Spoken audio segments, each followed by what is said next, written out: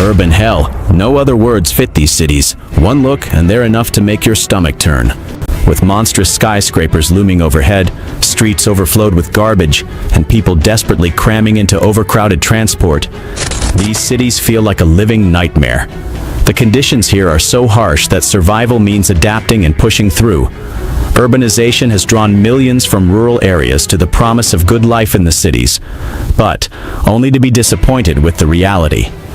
Let's take a closer look at some of the world's most extreme examples of urban hell. Hong Kong, skyscraper city of the world. This is not a choice for the city, rather, out of necessity. You see, its land supply is limited, so to accommodate its population, it has no option but to go up. The city's skyline is a dense forest of over 7,800 high-rises. It houses and employs more than 7.5 million people every day. Back in the mid-1900s, Hong Kong looked nothing like it does today. Its transformation into a vertical metropolis has been nothing short of astonishing. But if you're looking from afar, it might look jaw-dropping due to its modern look. However, it's hiding a dark secret: extreme housing shortages. With housing prices soaring beyond reach, the city's poorest are forced into what they call cage homes. Cramped, windowless boxes barely large enough to lie down in. These shoebox dwellings are known for their poor and cramped conditions. Stacked in overcrowded buildings, these tiny enclosures exist in the shadows of towering luxury skyscrapers. It's a sad reminder that in a city reaching for the sky, not everyone gets to rise with it. Manila, Philippines. One of the most densely packed slums is in this capital city. There are more than 600,000 people calling this home. Here many live in cramped makeshift shelters, oftentimes made from light recycled materials, while others have no choice but to sleep on the streets using cardboards. Life is so tough that some have to resort to scavenge through trash to earn a few extra pesos. Hence, it's no surprise to see the overwhelming presence of trash. Surviving in this neighborhood takes more than just grit. It demands an iron stomach. Many residents rely on scavenged leftovers from fast food chains and restaurants, a practice locally known as pagpag. They sift through discarded meals, reheat whatever seems safe, and eat it simply to keep hunger at bay. Here, resilience is a way of life. But despite the challenges, you'd still witness the famed Filipino happiness even in one of the toughest places to live. Siberia, Russia. In the middle of the Mirny town, a gigantic crater is pretty visible in the landscape. This is the Mir mine. Once a symbol of fortune, it is now a vast scar on the frozen land. At over 525 meters deep and 1.2 kilometers wide, it stands among the world's largest man-made holes. The mine is so immense that rumors swirl about its ability to pull helicopters into its depths, although no reported incident yet. The town of Mirny was built around it, entirely dependent on diamond mining for survival. But life here is unforgiving. The brutal Siberian cold is the town's greatest adversary, with temperatures plunging as low as -40 degrees Celsius. Adding to that is the town's isolation, turning survival into a daily battle. Yet despite the hardships, Mirny remains the center of Russia's diamond industry.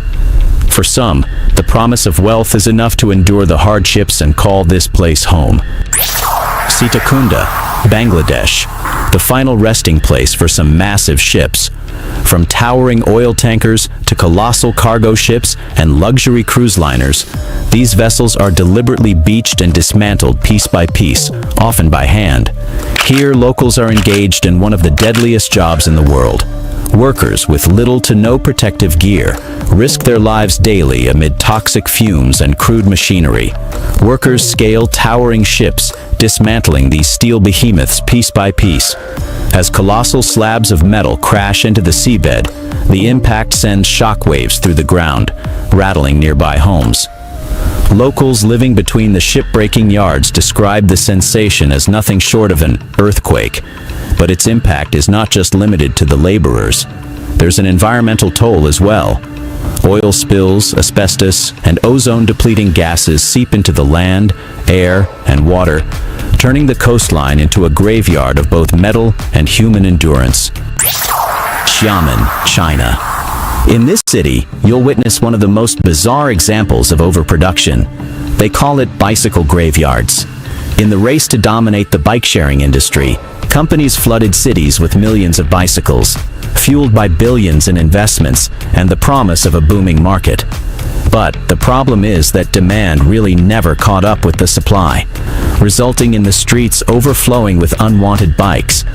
With parking spaces scarce and bankrupt firms unwilling to shoulder disposal costs, these countless bicycles were abandoned in vast and desolate fields. Some graveyards now hold upwards of 100,000 discarded bikes. The Chinese government has since acknowledged this phenomenon as a cautionary tale for future tech ventures. Rapid expansion without foresight can lead to an industry collapsing under its own weight.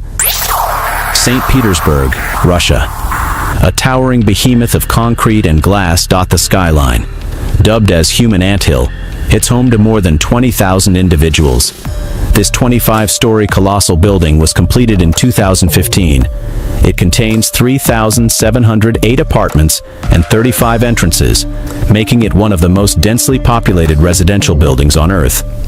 Calling it an anthill might not be an exaggeration.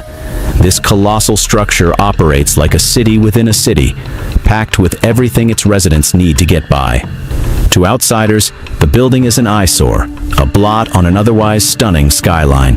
Some imagine that life inside a massive concrete oval must be depressing, but residents insist it's not as bad as it seems. In fact, many claim you could live here for months without ever needing to step outside. Beijing, China. If you think rush hour traffic is bad, imagine being trapped in your car for nearly 2 weeks. In August 2010, a massive traffic jam in this city stretched over 100 kilometers, turning a busy highway into a parking lot. Vehicles crawled at a painfully slow pace. Some barely moved for days, leaving drivers stranded in a gridlock like no other for more than 12 days. It's even named as the longest traffic jam in history. The chaos was triggered by road construction and an overwhelming surge of vehicles, leaving thousands stranded on the highway. This hellish traffic was a clear reminder that unexpected events can quickly turn routine trips into major challenges. Cairo, Egypt. At the foot of the Mokattam Hills lies Manshiyat Nasser, often called Garbage City.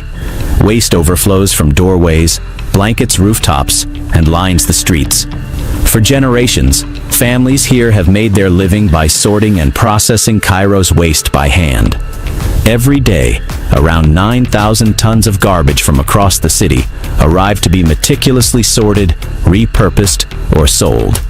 It's a harsh reality, but residents' survival here depends on the very waste others discard. Nearly all of 100,000 residents make their living from garbage in some way. As Cairo's main recycling hub, the neighborhood operates like a massive, informal waste processing system, with each family specializing in a specific task: collecting, transporting, sorting, washing, or repurposing discarded materials into something new. Surrounded by mountains of waste, residents face constant exposure to disease. With no proper sanitation, running water, or sewage system, survival here means enduring hazardous and unsanitary conditions every single day. La Rinconada, Peru. The highest human settlement on the planet with approximately 70,000 inhabitants. At the height of over 16,000 feet, the air is so thin that residents adapt to survive with just half the typical oxygen levels, their bodies compensating by doubling blood cell production. The environment here is extremely harsh, and the air pressure so low that not even trees can survive, resulting in a barren landscape. One of the primary difficulties faced by inhabitants in this area is the lack of access to running water, forcing them to rely on mercury-contaminated lakes for potable water. Constructing a sewage system has also been deemed unfeasible, leaving the residents with no choice but to live among waste and cope with overwhelming odors. What makes this place even more dangerous is the complete absence of rules, leadership, or any form of organization. It sprawls chaotically over a vast icy expanse, expanding without structure or direction, making survival even more challenging. Since no one is responsible, there's no progress or improvement happening in the area. The situation here really shows what Charles Darwin meant by survival of the fittest. Only the sturdiest rock-like skins can call La Rinconada as their home. Lagos, Nigeria. With a population nearing 17 million and an annual growth rate of 3.5%, this city is not only one of the largest in the world, but also among the fastest expanding. However, such rapid growth comes with significant challenges. Overcrowding is a daily struggle.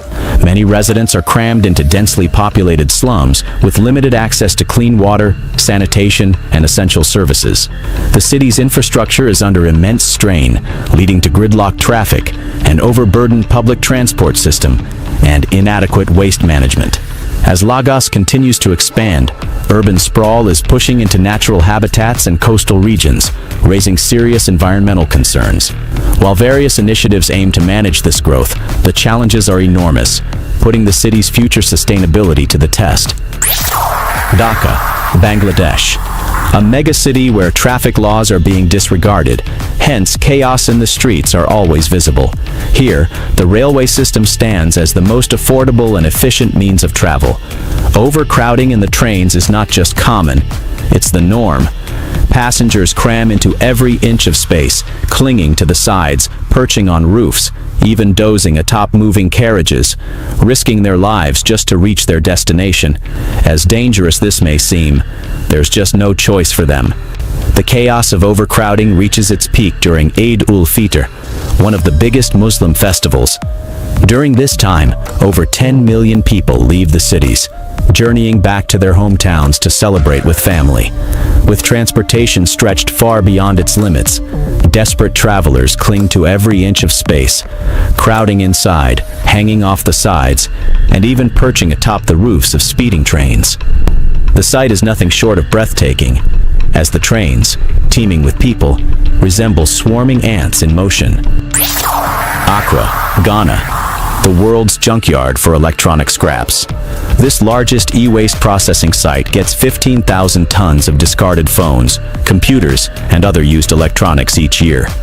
But, for thousands of people, this e-waste dump is not just a landfill, it's their livelihood.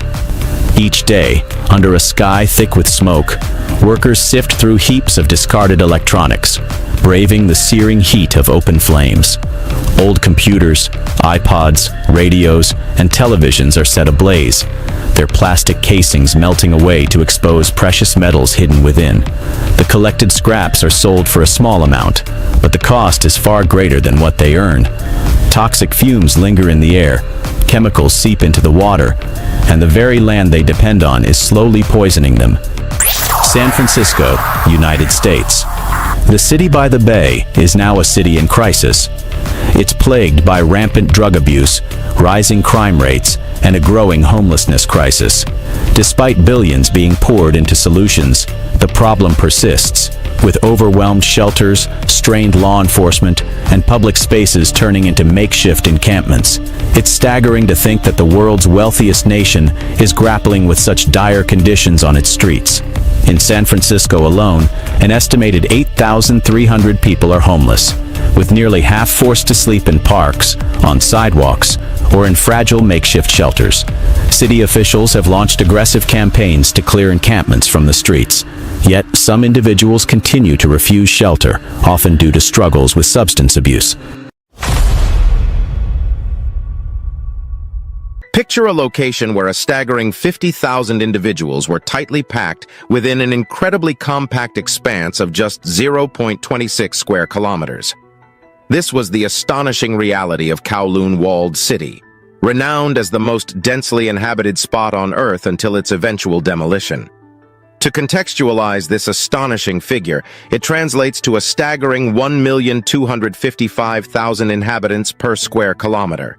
Numerous separate structures have blended together to form a cohesive, compact entity that incorporates businesses, stores, restaurants, places of worship, residences, and virtually every imaginable element that constitutes the heart of a city. The city consisted of tall, narrow tower blocks squeezed so closely together that they appeared to form one massive structure, like a mix of architecture and living organism.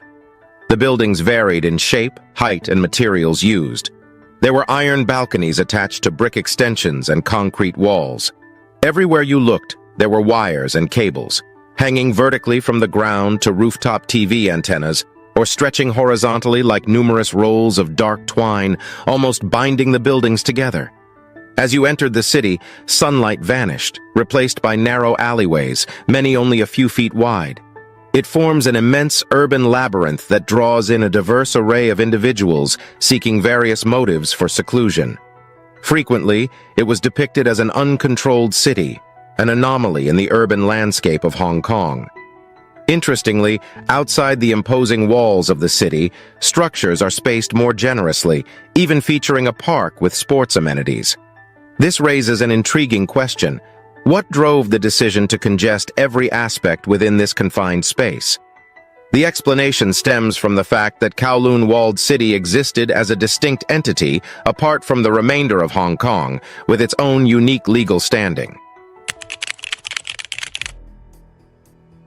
The walled city served as a colony within a larger colony, a city within a city, and among the locals, it earned the moniker of Hak Nam, the City of Darkness. Its origins can be traced back to the Song dynasty 960 to 1279, during which a military outpost was established to oversee the salt trade within the region. Subsequently, there was minimal development for many centuries, though in 1668, the outpost had 30 guards stationed there. Its evolution truly commenced over a century later when the post underwent expansion, giving rise to a larger fort. This development coincided with the growing significance of the nearby Canton Harbor, where Chinese tea emerged as a prized commodity for British traders. These traders purchased vast quantities of tea, fueling prosperity in the region. In the early 1800s, tea had become a favored beverage among the British population. However, this trade relationship was quite one-sided. The British bought a lot of tea, but the Chinese didn't really want European goods. In a bid to rectify this trade imbalance, the British resorted to illicitly importing opium from India into China. This strategy yielded results, leading to a swift surge in opium consumption and an ensuing epidemic of addiction that inflicted severe damage on the Chinese economy. Faced with this crisis, the imperial government took decisive measures to curtail the opium trade. In 1839, the Chinese government took significant measures to suppress the opium trade. They shut down the Canton port and seized opium from traders. In retaliation, the British government decided to send a naval fleet to confront the Chinese, marking the official commencement of the Opium War. Emerging victorious from the conflict, Britain subsequently seized control of Hong Kong in 1841. The walled city remained unaffected by this change, positioned on a nearby island. Consequently, the Chinese Empire deemed it essential to enhance the fort's infrastructure in order to govern the region effectively and counteract growing British influence. These enhancements, which encompassed the construction of a formidable defensive wall, reached completion in 1847. This transformation bestowed upon it the enduring name Kowloon Walled City. Nestled at the core of this fortress was the Yamen, a pivotal administrative hub overseeing the outpost. As tensions between China and Britain continued to escalate, they culminated in the Second Opium War of 1860. The war concluded when the 1898 Convention for the Extension of Hong Kong Territory was signed, granting Britain authority over additional regions of Hong Kong, referred to as the New Territories, for a 99-year duration. However, this agreement excluded the walled city, which at that time had a population of approximately 700 residents. China retained the right to maintain officials within the city, provided they did not interfere with the defense of British Hong Kong. Nestled within the New Territories, it represented a Chinese enclave encircled by British Hong Kong. In the subsequent year, Governor Sir Henry Blake suspected that the Viceroy of Canton was deploying troops to resist the new arrangements. Consequently, on April 14, 1899, British forces launched an attack on the walled city, only to discover that the Viceroy's soldiers had departed, leaving behind only the Mandarin and 150 residents. With the fall of the Qing dynasty in 1912, control of the walled city passed into British hands. As time went by, both the Chinese and British authorities showed minimal concern for the destiny of the walled city, permitting it to develop independently. The abandoned barracks gradually transformed into makeshift homes for individuals seeking refuge. The Protestant Church converted the old yamen into a senior citizens' residence, while also establishing a school and a charity institution in other former offices. Apart from these establishments, the walled city turned into a mere attraction for British colonists and tourists to explore. It was even marked as Chinese Town on a 1915 map. In 1933, the Hong Kong authorities revealed their intentions to demolish a majority of the deteriorating structures within the walled city, offering new homes to the 436 squatters who resided there as compensation. One pivotal event in 1937 altered the trajectory of the walled city, and that was the conflict between Japan and China. This marked the commencement of a comprehensive invasion spearheaded by Japan, which assumed a pivotal role in the broader Pacific conflict throughout World War II. In 1942, Japan gained control over extensive portions of northern China, encompassing several coastal territories, including Hong Kong, which was strategically employed as a military base. In their endeavors to enlarge the nearby Kai Tak airport, which was in close proximity to the walled city, the Japanese needed construction materials. To achieve this goal, they disassembled the walls that encircled the fortified city. After World War II, Hong Kong returned to British rule. At the same time, in 1949, the newly established People's Republic of China reiterated its claim to the Kowloon walled city. However, in reality, neither the Chinese nor the British exercised effective control over this area. As a wave of refugees poured in after the Chinese Civil War, the need for affordable housing in Hong Kong surged. The city grew incredibly crowded and became a self-contained world. What were once single houses transformed into multi-story structures, eventually evolving into towering 14-story skyscrapers. Consequently, the city attained its peak size in the late 1970s and early 1980s. This was primarily because a restriction on building height, limited to 13 to 14 stories, was enforced due to the flight path of aircraft heading towards Kai Tak Airport. The most valuable apartments were those oriented outward, followed by those situated near the internal courtyard. These units provided the precious commodities of sunlight and fresh air. Inhabitants ingeniously extended their living space by adding enclosed balconies to their apartments. However, the majority of units were located within the inner sections, characterized by extremely unfavorable conditions. The absence of windows meant that the residents were entirely reliant on electric lighting. Waste management was conspicuously absent, resulting in alarming air quality. Trash was frequently discarded onto city rooftops or into gaps between buildings. The atmosphere was persistently stagnant and tainted by the various factories operating within the city. Access to clean water was limited to a mere 6 official water stations for the entire city, necessitating residents to transport water across considerable distances. In terms of electricity, few opted to pay for the service. Instead, many residents chose to illicitly tap into external power cables, intricately routing them through the city's maze-like alleys. The inhospitable living conditions attracted not only those seeking affordable accommodations, but also individuals enticed by the city's ambiguous legal status, envisioning unique business prospects within its confined expanse. While these ventures within the walled city operated in a legal gray area, some others plunged fully into serious criminal undertakings. The city's independence from Hong Kong's legal jurisdiction didn't imply total lawlessness. There were still hierarchical power structures, with the notorious triads, criminal organizations, holding sway over the city. Even though businesses evade taxation, many were coerced into paying protection fees to these groups. The triads themselves indulged in illegal activities, such as facilitating prostitution, running opium dens, and eventually delving into the heroin trade. While the walled city had long been associated with criminal activities, the majority of its inhabitants were law-abiding and led peaceful lives within its confines. Many small factories and businesses prospered within the walled city, and certain residents even established groups to coordinate and enhance daily life within the community. Furthermore, several private aid organizations established themselves within the city, operating a kindergarten and a Christian missionary youth center that provided assistance with addiction. The historical Yamen, situated at the city's core, transformed into a popular social hub, hosting public events for the residents.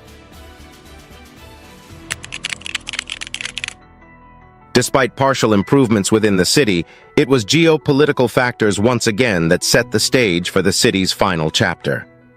The foundations for the city's demolition were established in the Sino-British Joint Declaration of 1984.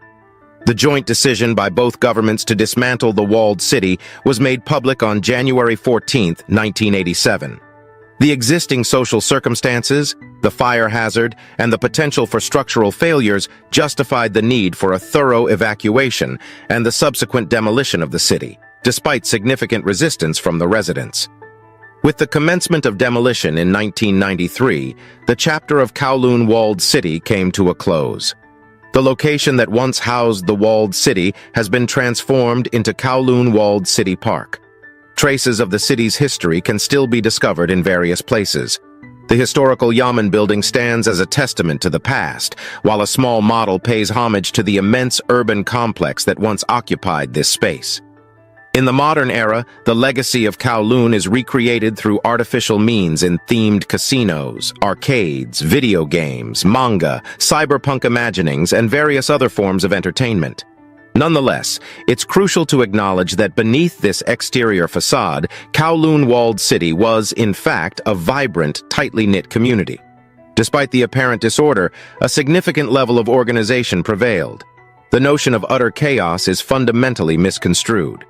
For numerous individuals, Kowloon Walled City serves as a symbol of Hong Kong's tenacity, illustrating how determined people could establish a sense of community even amidst adversity. Time and again, humans have shown incredible adaptability, skillfully navigating some of the harshest conditions imaginable in our relentless pursuit of survival.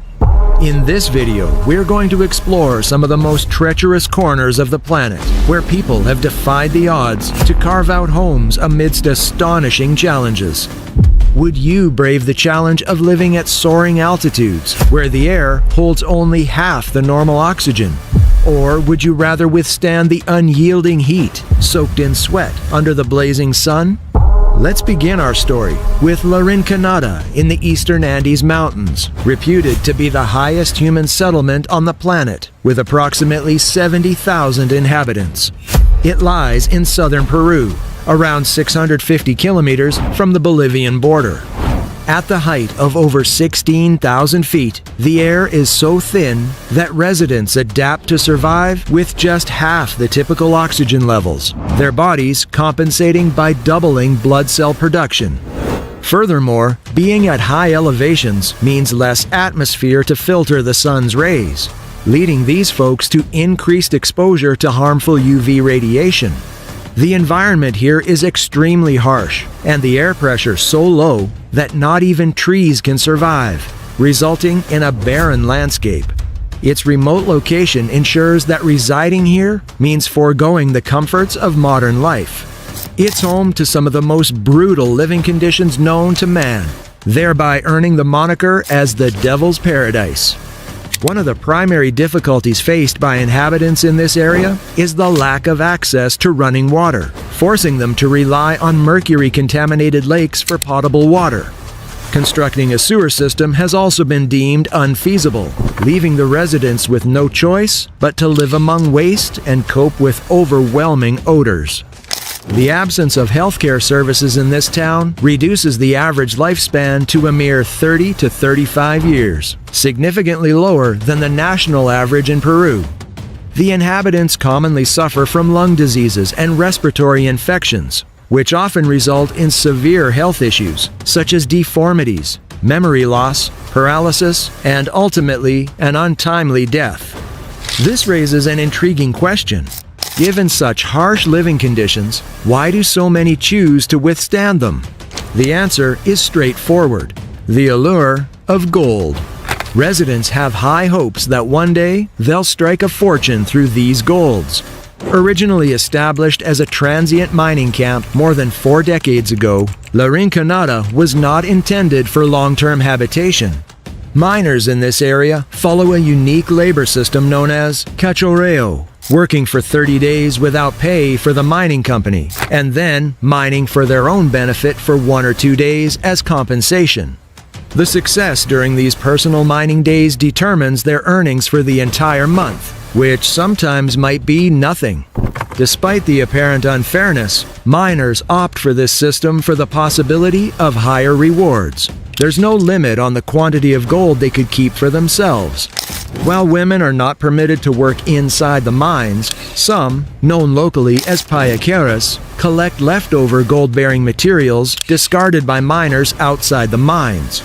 These women work diligently at the edges of the mines, hopeful that they too might find their fortune in gold amidst the discarded materials. The soaring gold prices ignited a population explosion in La Rinconada during the 2000s, with its populace swelling by an astonishing 230% between 2000 and 2009. This era also marked the game-changing introduction of electricity in the town. Despite the growing number of people, this town has no rules, leaders, or any form of organization. It's spreading out over a large area of ice without any clear direction, leading to tough conditions. People often resort to stealing, there's lots of confusion and guns around, and problems like too much drinking and other harmful behaviors are common. Since no one is responsible for the town, there's no progress or improvement happening. The situation here really shows what Charles Darwin meant by survival of the fittest. Only the sturdiest rock-like skins can call La Rinconada as their home. In line with human nature, we always find ways to have fun, even when things are tough. This holds true for the people of this town too. As a way to pass the time, they constructed a soccer field with synthetic turf, where various teams engage in matches during the early afternoons, supported by enthusiastic family members. Additionally, residents often meet in local cafes, fostering community connections and invoking a sense of nostalgia for simpler bygone days. Should you wish to explore this unique destination in the future, brace yourself for a challenging trip. Anticipate navigating a treacherous mountain path that snakes through grassy areas, is littered with rocks and soil, and frequently becomes icy and slick. This rigorous journey could extend over several days. As a newcomer, prepare yourself for various symptoms of altitude sickness, including fatigue, intense headaches, dizziness, nausea, and difficulty sleeping. Our journey would take us next to Dallol, a place nestled within the Afar Triangle of northern Ethiopia. This place holds the record for the hottest place year-round for an inhabited location on Earth, often reaching above 34 degrees Celsius. This region is characterized by hot springs, acidic pools, and gas geysers, making it one of the most alien-like landscapes on the planet. Dallol's extreme climate is a result of its location in the deepest part of the Danakil Depression, coupled with the relentless sunshine spanning over 300 days each year. The scarcity of rainfall further exacerbates the inhospitable conditions, making it a daunting place for human life. The place's otherworldly landscape is intensified by its volcanic activity and bubbling geothermal springs. The Dallol volcano, with its last eruption in 1926, continues to spew sulfuric gases, a testament to its fiery underbelly. This region's isolation makes it one of the least explored areas in the world. Yet, the Afar people have embraced the challenge of residing in this harsh environment, undeterred by the extreme heat that characterizes their homeland. They're a nomadic community that dwells in movable shelters and keeps a small herd of livestock. These resilient individuals have relied on traditional knowledge passed down through generations to sustain their communities. The sweltering heat profoundly influences every aspect of their daily life, from attire to the ways in which they tend to their livestock and conduct salt mining on the adjacent salt flats. Inhabitants must don garments that shield their entire body to fend off sunburns and heat stroke while laboring under the sun. However, the scorching heat is just one of the challenges faced by these individuals. They also contend with the frequent earthquakes and the proximity to the Earth's molten core. Additionally, there are pools of powerful acid lurking just below the surface. Stepping into one of these acid lakes would mean a bleak chance of survival. As you might have guessed, water is a rare commodity here. Hence, meticulous planning of water consumption is crucial. especially when temperatures soar over 38 degrees Celsius and water sources become even scarcer. The intense heat challenges crucial activities such as farming, requiring irrigation methods that deplete the limited water resources, making it difficult for farmers to ensure sufficient supplies for their families and livestock during periods of extreme heat. Their daily livelihood depends on salt mining, a tradition passed down through generations. They venture into the expansive desert basin to harvest salt, which they then carve into blocks. These blocks are loaded onto camels and carried back across the desert to be sold all over the country. Yet there was a time in Dallol's past when it was a major site for potash mining, a key ingredient in fertilizer during the early 20th century. Back then, salt deposits were easily accessible on the surface, and mining relied on basic tools. To transport the Ethiopian salt, the first railway connecting the mining area to the Eritrean port was established by 1918. Unfortunately, the harsh climate proved too challenging, and mining operations ceased following World War I. While heading to Dallol can be pretty risky, it's definitely doable, especially if you're up for a Mars-like adventure right here on Earth. Just make sure you're okay with driving for hours, crashing in basic digs for the night, and keeping your water bottle close by. On the extreme opposite of the scale, let's journey to the coldest inhabited place on Earth, Oymyakon, Russia. This place experiences extreme temperatures that can drop as low as -50 degrees Celsius.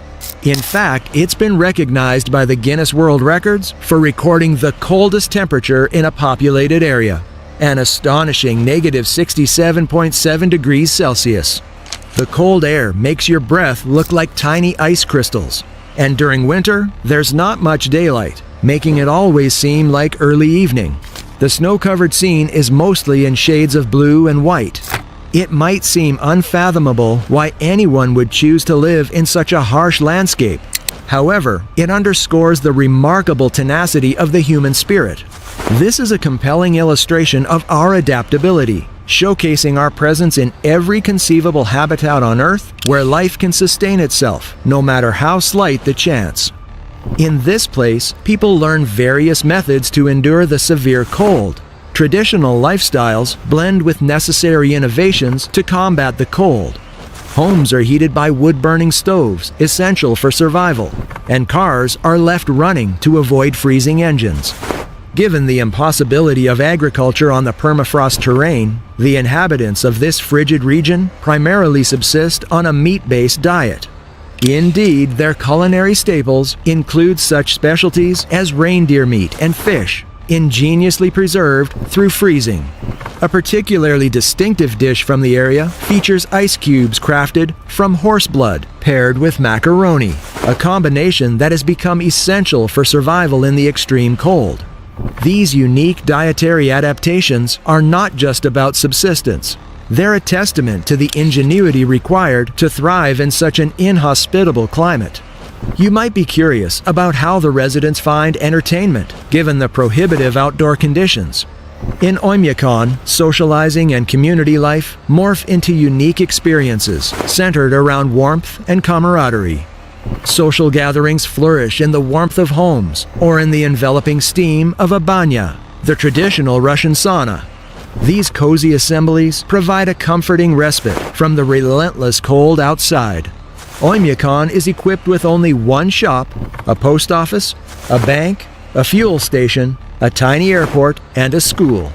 The kids there attend school regularly, only skipping days when the temperature plunges below -52 degrees Celsius.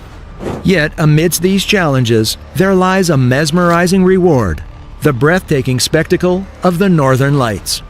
This celestial phenomenon, often a dream entry on many bucket lists, is a regular delight for the inhabitants here. They have the privilege of experiencing the Northern Lights' majestic ballet in the sky, which bathes the icy wilderness in an otherworldly luminescence. This frozen realm, with its serene silence, where snow cushions every sound and the air is piercingly pure, provides a perfect canvas for the aurora's dance, making every hardship faced seem a small price to pay for such ethereal beauty. If you're interested to know more about the rich history and culture of other countries, be sure to watch our next video. We hope you like our story, and we'll catch you in the next one.